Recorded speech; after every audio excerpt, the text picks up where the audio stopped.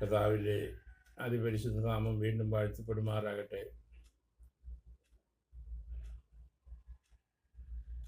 കർത്താവിൻ്റെ വരവിനെക്കുറിച്ച് നാം അല്പമായി ചിന്തിക്കുവാനിടയായിത്തീർന്നു. ഇപ്പോൾ പഴയ നിയമത്തിലെ ശുശ്രൂഷകളെക്കുറിച്ചും പുതിയ നിയമത്തിലെ ശുശ്രൂഷകളെക്കുറിച്ചും വളരെ ചുരുക്കമായിട്ട് ചിന്തിക്കുവാൻ ആഗ്രഹിക്കുന്നു. ശ്രദ്ധയോടെ കേൾക്കുക. ഈ ചാനൽ കാണുന്ന ദൈവമക്കൾ ദയവായി നിങ്ങൾ സബ്സ്ക്രൈബ് ചെയ്യുക മാത്രമല്ല, മറ്റുള്ളവരെയും അത് ചെയ്യുവാനായിട്ട് പ്രേരിപ്പിക്കുകയും കൂടെ ചെയ്യണമേ എന്ന് അപേക്ഷിക്കുകയാണ്.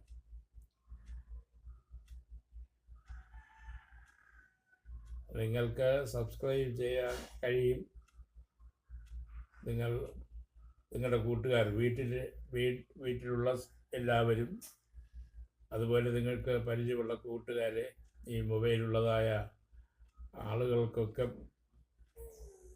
കൊടുത്താൽ ഈ പരമ്പര മുഴുവനും അവർക്ക് സൗജന്യമായി തന്നെ ലഭിക്കുവാനിടയായിത്തീരും. ചിലരൊക്കെ ബൈബിൾ പഠിച്ച് നിശ്ചയം പ്രാപിച്ചവരാണ്, എന്നാൽ ചിലർക്ക് അറിഞ്ഞുകൂടാ. അവർക്ക് വേണ്ടിയെങ്കിലും നിങ്ങൾ അത്രയും ഒരു ഉപകാരം ചെയ്താൽ നിങ്ങൾ പ്രസംഗിക്കുന്നത് പോലെ ആയിരിക്കും അത് പരിണമിക്കുന്നത്.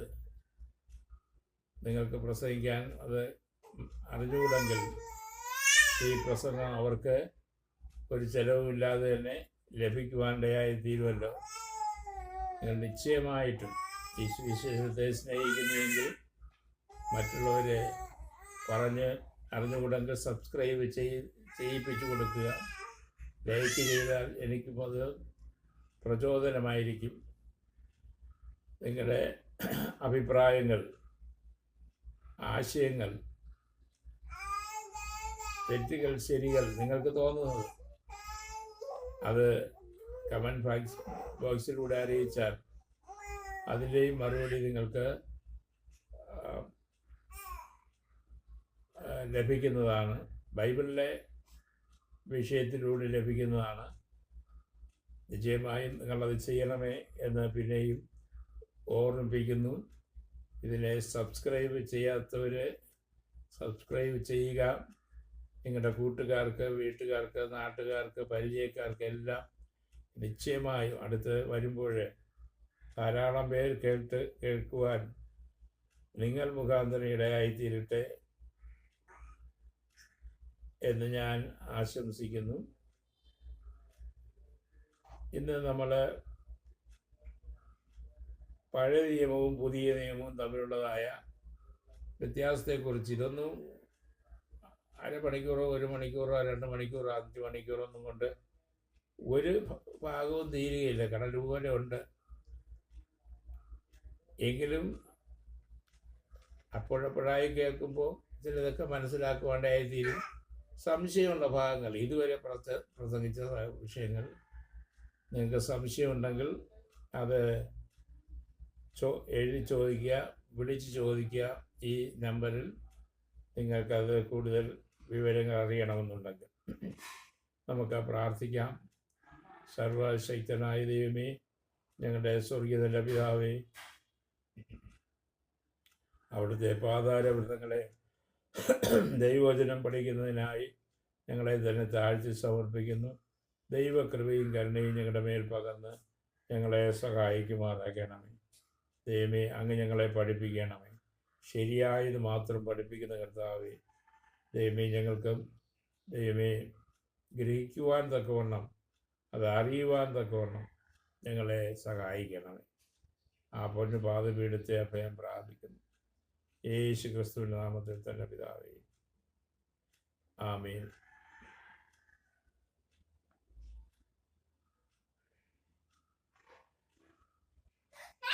ഈ മോശയ്ക്ക് ദൈവം കൊടുത്ത ഒന്നാമത്തെ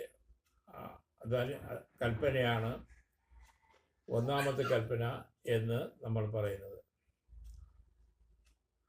അത് 10 കൽപ്പനകളായിട്ടാണ് മോശെ പറഞ്ഞു കൊടുത്തത്. ഞാനല്ലാതെ എൻ്റെ ദൈവം നിനക്ക് ഉണ്ടാകരുത്. ഒരു ദൈവത്തെ ഉണ്ടാക്കി അതിനെ സേവിക്കുകയും നമസ്കരിക്കുകയും ചെയ്യരുത്. മുകളിൽ ആകാശത്തിലെങ്കിലും താഴെ ഭൂമിയിലെങ്കിലും ഒരു വിഗ്രഹം ഉണ്ടാക്കരുത്. വിഗ്രഹങ്ങളെ ഉണ്ടാക്കരുത്. ശബത്ത് നാളിനെ ശുദ്ധീകരിക്കാൻ ഓർക്കുക. എൻ്റെ അപ്പനെയും അമ്മയും ബഹുമാനിക്കുക. കൊല ചെയ്യരുത്, വിചാരം ചെയ്യരുത്, മോഷിക്കരുത്, മോഹിക്കരുത്, കള്ളസത്യം ചെയ്യരുത്. ഈ കൽപ്പനകൾ മോശയിലൂടെ ദൈവം കൊടുക്കുവാനായിട്ടായിത്തീർന്നു. പുറപ്പാട് പുസ്തകം 17-ാം അധ്യായത്തിൽ നമുക്ക് കാണാം.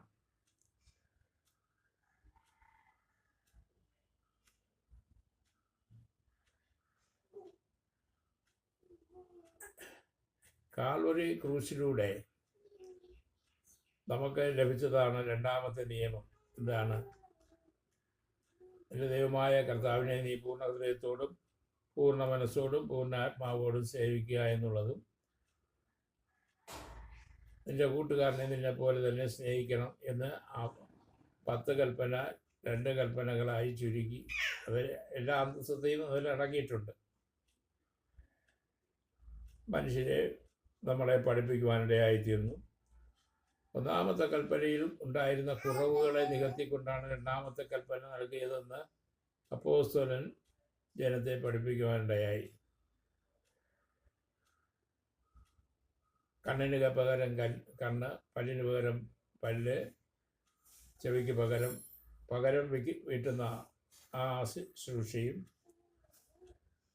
നിങ്ങളിൽ പാപമില്ലാത്തവൻ കല്ലെറിയട്ടെ എന്നുള്ള രണ്ടാമത്തെ കൽപ്പനയും രണ്ടും വ്യത്യാസം അങ്ങനെയാണ്.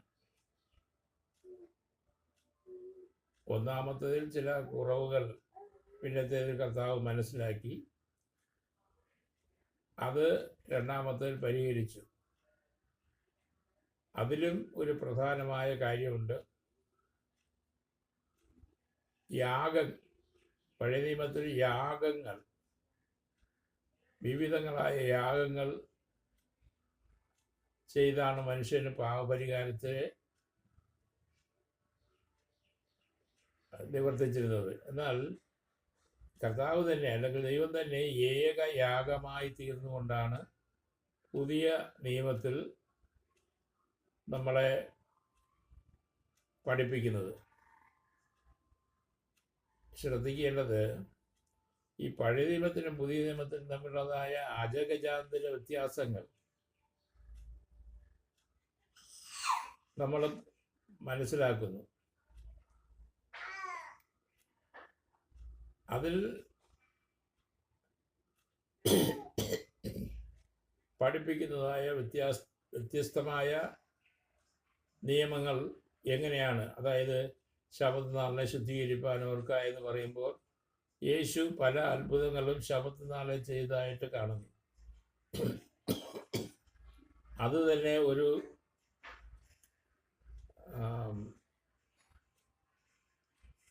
കൽപ്പനാ ലംഘനം അല്ലേ എന്ന് ചോദിച്ചാൽ കർത്താവ് പറഞ്ഞത് നന്മ ചെയ്യുന്നത് എപ്പോഴായാലും വിഹിതം തന്നെയാണ്. അതുകൊണ്ട് നന്മ ചെയ്യുവാനായിട്ട് നമ്മൾ സൂക്ഷിക്കണം എന്ന് പറയുവാനിടയായിത്തീർന്നു.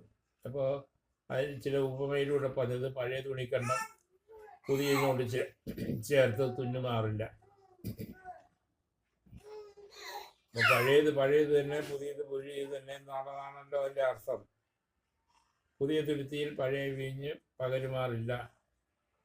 അപ്പോൾ പുതിയ വീഞ്ഞാണെങ്കിൽ അത് പുതിയ തുരുത്തിയിൽ, അതായത് പുതിയ ഉപദേശം അത് യേശുവിൽ അധിഷ്ഠിതമായിരിക്കുന്നു, അത് യേശു പഠിപ്പിച്ചതാണ് എന്നുള്ളതിനെക്കുറിച്ചാണ് അവിടെ പറയുന്നത് എന്ന് നമുക്ക് മനസ്സിലാക്കുവാൻ കഴിയും.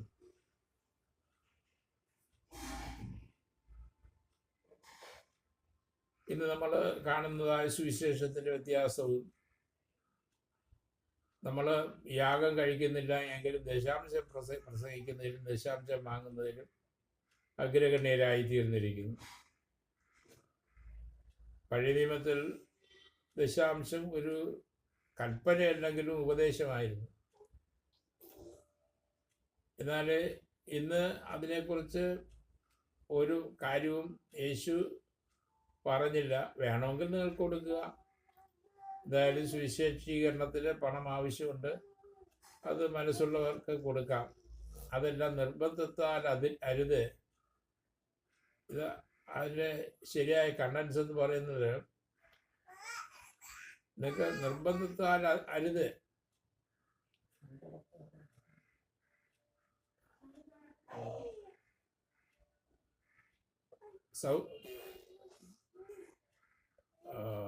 നിങ്ങൾക്ക് ലഭിച്ചതായ ഉപദേശത്തിൻ്റെ രീതി യേശു സുവിശേഷം അറിയിക്കാൻ പറഞ്ഞേക്കുമ്പോൾ അവരോട് പറയുന്നത്, നിങ്ങൾ രോഗികളെ സൗഖ്യമാക്കുവിൻ, ഭൂതങ്ങളെ പുറത്താക്കുവിൻ, മരിച്ചവരെ ഉയർപ്പിപ്പിൻ, ചെകിടരെ സൗഖ്യമാക്കുവിൻ ഇത്യാദി കാര്യങ്ങൾ പറഞ്ഞേക്കുവാണ്ടായിത്തീരുന്നു. നിങ്ങൾക്ക് തരുന്നത് നിങ്ങൾ അവിടെ നിന്ന് ഭക്ഷിക്കാൻ വല്ലതും തന്നാൽ അത് ഭക്ഷിപ്പിൻ.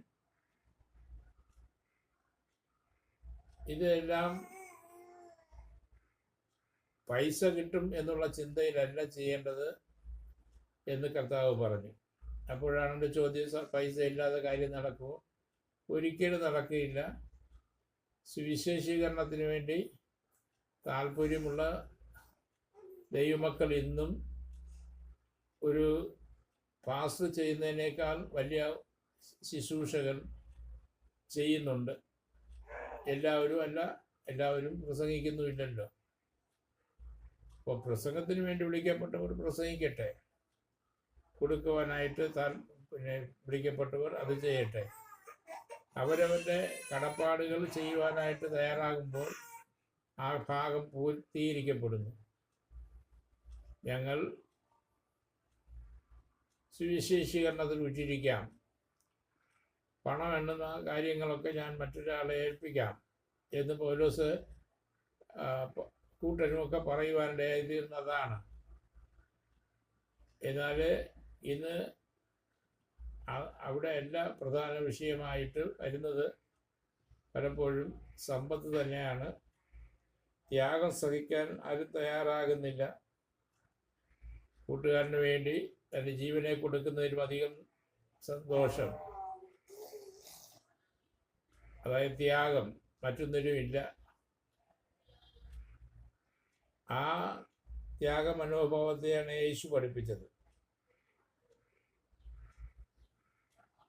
യേശു ക്രിസ്തു നമുക്ക് യാഗമായി തീർന്നു. നമുക്ക് വേണ്ടി നമ്മളും മറ്റുള്ളവർക്ക് വേണ്ടി എരിഞ്ഞടങ്ങണം. മെഴുകുതിരി പോലെ ഒരു തിരി കത്തി എരിഞ്ഞ് മറ്റുള്ളവർക്ക് പ്രകാശം കൊടുത്തിട്ട് അത് അമരുന്നത് പോലെ, അങ്ങനെയുള്ളവരെയാണ് ദൈവം യഥാർത്ഥത്തിൽ വിളിച്ചിട്ടുള്ളത്.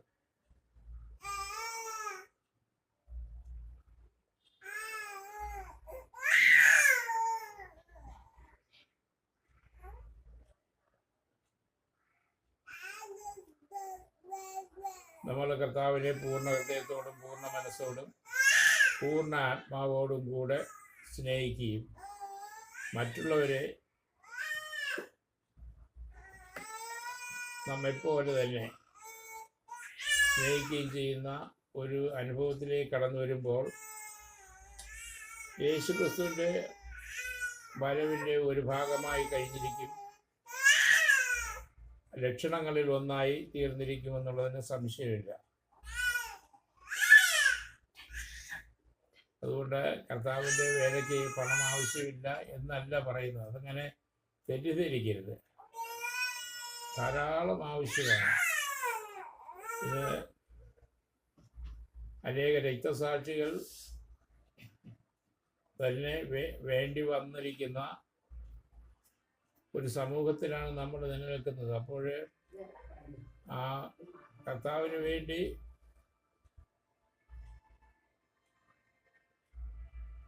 പ്രവർത്തിക്കുന്ന ആളുകൾക്ക് ഇപ്പോൾ നമ്മൾ വടക്കേനിയിൽ ചെന്ന് നോക്കുകയാണെങ്കിൽ ഒരുപക്ഷെ അവിടെ സ്തോത്രം പറയുവാൻ പോലും സ്വാതന്ത്ര്യമില്ലാത്ത സ്ഥലങ്ങളുണ്ട്. ഹല്ലേലൂയ പറയാൻ സ്വാതന്ത്ര്യമില്ല, യേശു എന്ന് പറയാൻ. അപ്പോൾ അവിടെ കഷ്ടതയോടും വേദനയോടും ഒക്കെ സുവിശേഷം പ്രസംഗിക്കുന്നവർക്ക് ധനം മാർഗം അവർക്ക് വേറെ ഇല്ലാതിരിക്കുമ്പോൾ അത് ആവശ്യമായി വരുന്നു. ആവശ്യമാണെന്ന് കർത്താവ് പറഞ്ഞു. വേലക്കാരൻ തൻ്റെ കൂലിക്ക് യോഗ്യനെന്ന് തന്നെയാണ് യേശു പറയുവാനിടയായിത്തീർന്നത്. വേലക്കാരൻ തൻ്റെ കൂലിക്ക് യോഗ്യനാണ്. കർത്താവിൻ്റെ വേല ചെയ്യുന്നവര് അങ്ങനെ ജീവിക്കണം. ആട് വളർത്തുന്നവൻ ആടിൻ്റെ പാലുകൊണ്ട് ജീവിക്കണം. പക്ഷേ മാംസം തിന്നാനായിട്ട് തുനിയരുതെന്നുള്ളതാണ് എൻ്റെ പക്ഷം. കർത്താവ് അതിനെക്കുറിച്ച് പറഞ്ഞത് ആടിൻ്റെ പാല്, ആട് വളർത്തുന്നവൻ പാല് കുടിച്ച് ഉപജീവന മാർഗം ചെയ്യണം. അപ്പോൾ ഇത്യാദി കൽപ്പനകളിൽ വ്യത്യാസമുള്ളതുകൊണ്ട്, അതായത് പഴയ നിയമത്തിലും പുതിയ നിയമത്തിലുമുള്ള ചിന്തകൾക്ക് വ്യത്യാസമുള്ളത് കൊണ്ട് അതിനെ അംഗീകരിച്ചു പോകുവാൻ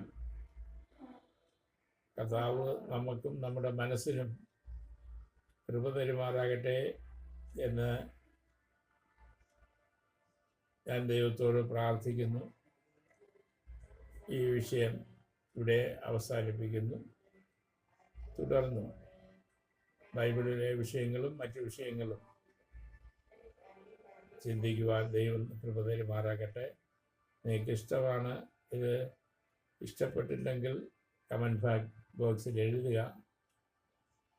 ആമേൻ.